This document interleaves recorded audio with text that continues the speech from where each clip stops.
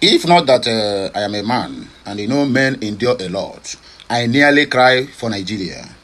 I don't pity them all, but I nearly cry for them. I nearly cried for the inconsistent human being on earth. The most inconsistent human being on earth. They are three. And these three guys are Reno Mokri, or rather, Reno Omonketa, Daniel Dinaya Buala, and Festus Akpamo. These three guys, you see this category of guys. If you are a parent, my brother, never you in your life pray to have this kind of children among your children. Pray not to have one of them among your children. If you have one of them among your children, my brother, you are finished, because anything that got to do with integrity test is far away from your household and your home. I nearly cried for Nigeria. If this clip, it has been flying online everywhere, you have seen it. If you don't understand what this clip means, that means you need to go back to sleep as a Biafran, as an Igbo man. This one is just a typical example that that country that they are still forcing us to stay together have collapsed long ago. Look at the caricature Mehdi Hassan working with Al Jazeera make with an entire country. Some people will say, oh, it is Daniel Buala. You don't know that the caliber of people out of 9 billion people on planet Earth go on social media, that Al Jazeera, in all their social media handles, there you will see the millions of people watching every interview that goes on that very particular channel. They thought it was Arise TV, Channel Television, where they will tell you, where do you belong? You are in opposition. When they go out there, you will find out that the people who claim to be ruling you don't even know their left from their right. You don't even know what it takes to become a spokesperson of a country, not to talk of a president. Because spokesperson for Tinubu, but they are speaking for that contraption called Nigeria. If after seeing this video, you still not conclude in your heart that Nigeria have disintegrated for a long time ago, then we better go back to sleep, as I said earlier. Let us listen. We are not going to watch all the whole of the clip because it is over 47 down to 1 hour interview with Al Jazeera, which Zoo finally confirmed to the whole world that we are not capable of being in one country. Just divide us, let us go. That's exactly what this means, what this video means. I nearly cry for the Zoo. Please, what this message, we can try, I can try as much as possible to make the message brief by brief, but you must surely see something that will make you to know and realize that Nigeria is no more. Please watch, share, like, and comment, and make sure you keep subscribing for more interesting videos. Don't laugh, just watch the embarrassment caused to the so-called over 250 something million useless Nigerians. Look at the kind of people that is leading them. Please watch and share. Daniel Buala, thank you so much for joining me on Head to Head. Nigeria is a proud, sovereign, independent nation, a powerhouse in Africa. So why did you just let Donald Trump and the United States bomb your country on Christmas Day? The United States government did not bomb our country. The decision by the U.S. government was anchored on the intelligence sharing between Nigeria and the United States and the agreement on the operation. So Donald Trump just didn't bomb Nigeria at his own whim? No. Let me correct the impression. This one is where he first lied. This one where he first lied. When this thing happened, Nigerian government, their Abubakar Idris, who's their AIT, the spokesperson, or rather their Minister of Information, came out and said they know nothing about it. Another person tweeted they know nothing about it, even including Bayo Ononoga said that America intruded into their sovereignty. Later on, after they don't go inside, reason with the Bola Ahmed Tinubu, I agree with these people, say all of us agree, make you don't argue with them, or otherwise they will release your file. So that was one when they come out and say yes, it is a military collaboration. No military collaboration. Trump did that thing out of, but they directed him forcefully. That is what happened. Anyway, continue listening to this jargon by name, Dinaya Buala. U.S. Secretary of State Marco Rubio called on Foreign Affairs Minister when the decision was made that was the time to strike, and the Foreign Affairs Minister got in touch with the president. So this was a joint operation, you're saying? Yes, it was a joint operation. On the Nigerian... What I don't understand is, how can it be a joint operation? Yeah. Donald Trump says that there is a genocide going on against Christians carried out by Muslims with your government turning a blind eye. You've called that narrative a hoax. Mm-hmm. You said it creates discord in Nigeria. Right. So when Donald Trump says he's bombing Nigeria to protect Christians from a genocide, is he lying? We both disagree as to whether the so-called genocide in Nigeria was against Christians. We believe that it is a targeted killing by insurgents, Boko Haram bandits, and all of these criminal elements against the people of Nigeria, Christians, Muslims, and those who have not identified with any religion. Donald Trump believed in his Christians. We now felt, rather than arguing about whether it is against Christians or not, there is one area we both agree, that we have a joint interest in the fight against terrorism. But you're fine with the fact that his motivation is something you disagree with? You think it's a hoax? Yes, because... So when Donald Trump says there is a genocide against Christians in Nigeria, is he telling the truth? It is a half-truth, in the sense that, yes, Christians have been affected, but the whole truth is that both Christians, Muslims, and those who have not identified. I said the narrative of Christian genocide was a hoax. That's his opinion. Everybody's entitled to it. Is he right or wrong? We believe there is a targeted killing of all Nigerians. Evidence has showed, and that is where we are focused on fighting terrorism. So let's talk about the terrorism. Right. Trump claimed he targeted, quote, ISIS terrorist scum. Right. And every camp got decimated. But a lot of investigative reporting on the ground shows that few, if any, combatants were killed. Some bombs landed in empty fields.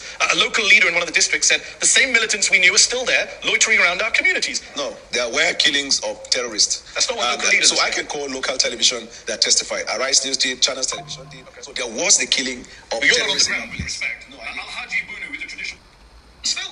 Because the bomb didn't fall in the town. It was at the camp, that enclave, where they gather.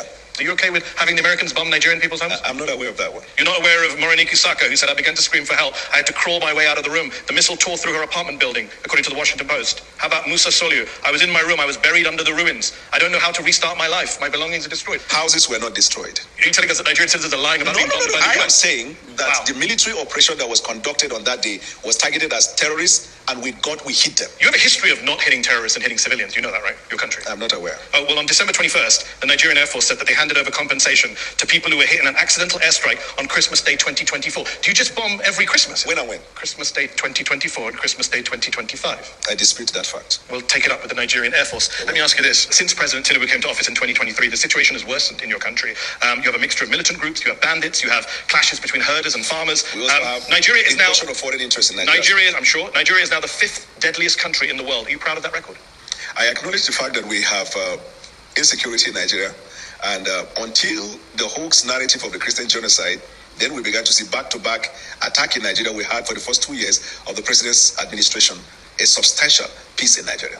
Actually, the number of deaths went up on the president's watch. After this incident of a Christian genocide. And by the way, when did that begin? There is no country of the world today that is free from insecurity. No, I agree. Parts of London, that's why you I'm can't go in the evening. Okay, but we're not bombing London to root out militant training camps. But you have had so many of the bombing on behalf of the United Kingdom by the United States. Since you're making rather spurious comparisons. No, 11,000 people were killed in conflict in Nigeria in 2025. That is up from 8,700 in 2023. That is a 26% increase in the number of Nigerians killed since your party and your president came to office. That's a pretty awful record. It's awful. And we're fighting hard day and night. But that's one of the reasons why the president traveled to Turkey, where we had bilateral agreement to deal with insecurity. That's why we're cooperating with the United States of America. That's why we're cooperating with any country of the world. The reason is because since 9/11, terrorism is a global phenomenon. Agreed. And so every country is involved in it. But it's getting worse in Nigeria. That's the problem. I can't say it is getting worse. You just agreed with me when I gave you the numbers. No, I said 700 killed in 2023, right. 11,000 killed in 2025. That's getting worse. How many people were killed in the United States last year? In conflict-related violence. Probably so this is not a conflict. This is an act of terrorism. Okay. So how many people were killed in the United States in terrorism? This is part of what Donald Trump many years ago in his first time classified the Western media as what fake news. The reason is because context matter. This is not Western media. You are well aware. This is not Western media. Yes, I understand. But this is the Armed Conflict Location and Event Data, ACLED, the most respected group that counts conflict-related violence around the world. Let me ask you, where there is a terrorist attack, I can also give you another source. Conflict? I mean, National Human Rights Commission. This is a Nigerian group. 2,266 people were killed by bandits or insurgents in the first half of 2025. That's more than were killed in all of 2024. You are failing. Amnesty International says you are failing at security. The numbers don't lie. It's unfortunate, and as a government, and it's getting worse. Working day and night, and it's getting worse. Situation. I don't agree to the fact that it's getting worse. How can it not get worse if more people die in 1 year than the previous year? Context matters. What's the context? The context is not getting worse. What? Yes. The context is not getting worse. The context is that it is not getting worse because you see, this is a war. You see how he's disgracing himself. They are telling you real issue that people are dying. You are turning the dead bodies because it didn't happen to your family, it didn't happen to your children, it didn't happen to anyone close to you. You said it is the context matter. Can you imagine how heartless these people are? And you forcing me, the ones who have brains and who have human sympathy, that I will be in the same country with these animals. God forbid bad thing. Continue listening. Right? Okay. If you have the water half, you could say half glass filled or half empty. Yeah. Isn't it right? Yeah. So the Western media always see Nigeria, Africa, and some of the activities in Africa as half empty. Excuse me. But we see it as half full because when we look at it, and when I say context matter, before the president took the oath of office, we knew the situation in Nigeria. And you made it worse. When he made the decision to take bold step to put Nigeria in better trajectory, we were well aware of the fact that it was going to incense lots of people. Okay. We are also you aware. Made your point. I get the glass half full. I get the context. I also understand basic mathematics. Let me ask you this. President Tinubu only declared a national emergency in November of 2025, brought in a raft of policy changes after Trump declared your country to be a country of particular concern for failing to deal with the threat of Christians. Does your government only spring into action when it is internationally shamed into doing so? Unfortunately for you, 6 months before that, we arrested the leaders of Lakurawa and Boko Haram. Some months before that, we killed a certain number of terrorists that the U.S. government, State Department, commended Nigeria. The U.S. Embassy celebrated the fact of the exploits of Nigeria before Donald Trump said that. But again, he shamed you and you declared a national emergency. You didn't do it before he shamed you. We declared the national emergency 6 months before Donald Trump's statement. No, that's not true. The president of November of 2025. No. Much earlier. Let me pause here and add this video. I just saw one post now. Breaking: Boko Haram releases video showing about 300 captured villagers in Goza, Borno State. When I talk Borno State is the state where this idiot, this animal they call Dinaya Buala came from. And when they tell him the number of people that have been killed in one whole year of 2024, 11,000 people killed by terrorism, he said it's a context matter. Okay, it's a Nigerian media and government said 100. There are over 300 Nigerians. After many was killed, one whole village is finished. Look at what somebody commented here. He said, I just want to bring in. Big James said, Daniel Buala said that context matter. It is a context matters. Maybe he can give context to this unprecedented insanity. They are playing poker with the lives of innocent citizens. They are playing poker with the lives of innocent citizens. Somebody told you that it is a context matter. When they told him the number of people that have died, he even asked for the date and which year. They told him. Just listen to his response at the end of this message. Just watch. I think April or May, the president declared national emergency on insecurity.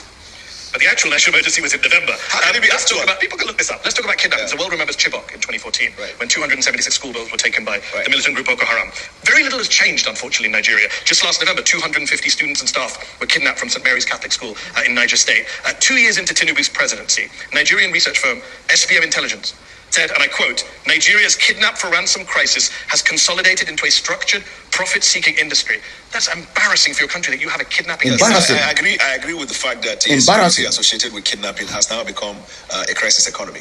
But much more than that, I know of our government's effort in dealing with that insecurity. If you have a little understanding of the nature and the boundary and the geographical measurement of Nigeria and the tendency for insecurity to come in, then you will understand that we're fighting a hydra-headed insecurity situation. With respect to the kidnapping of children, the government has taken measures already. We've introduced what we call Save the School, where students and schools that are in remote places where there is no security are brought back into state capital, where they get the education that they need. But Nigerian people don't believe you. 2 out of 3 Nigerians say that security. That information? Africa Barometer, May of 2024, 2 out of 3 Nigerians say security agencies are handling the abduction of Nigerians fairly badly or very badly. 1 in 3 Nigerians say they personally know someone who's been kidnapped. Yeah, These are stunning statistics. Amnesty, Human Rights Watch have lined up to say that you have allowed impunity to flourish, you have failed to apply lessons from previous attacks, damning indictments of your security. Tell you that's not what they said. That's That what is Amnesty not said. what yes.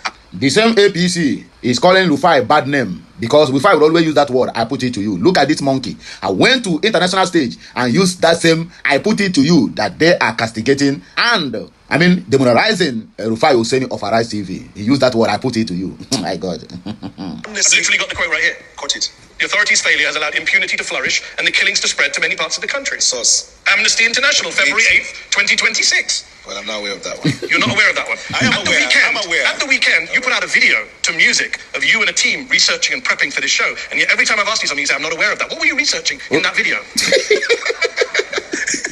A very big disgrace. These guys, I watched their video where they put out gather in a hall playing music, carrying face cap, putting it at their back like Azan Oka. This guy now was busy asking him now, you put out a video with music that you are preparing for this interview. Then when a question was thrown to you, you're supposed to answer. All you can tell to the world and to the audience and to the so-called audience listening to you is that you are not aware. What did you actually research? That is what this guy asked him. Let us continue listening.